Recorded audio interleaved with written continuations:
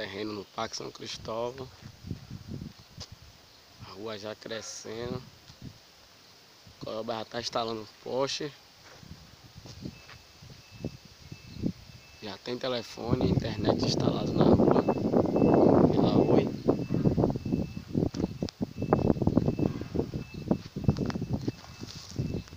Aqui é o quartinho que tem construído aqui no terreno.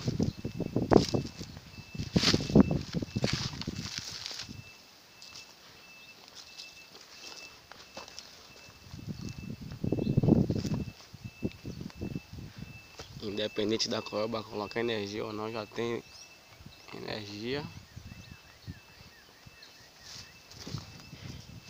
Já tem encanação para água.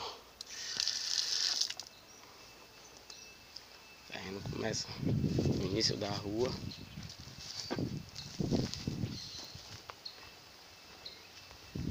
Essa extensão aqui.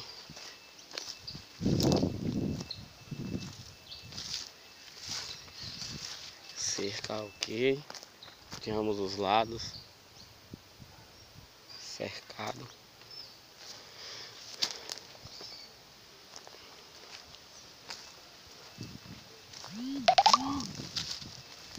E o terreno acaba aqui no final.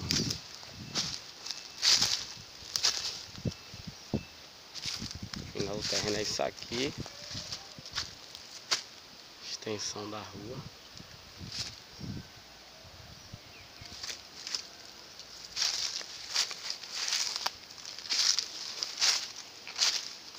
É basicamente isso aí. Fazer uma limpeza aí que já tá precisando, tirar uns matos. O terreno tá aí à venda.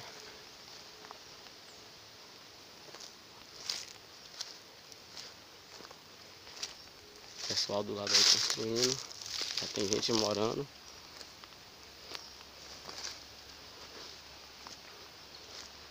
Quartinho aí, ó. Jogar um banheiro.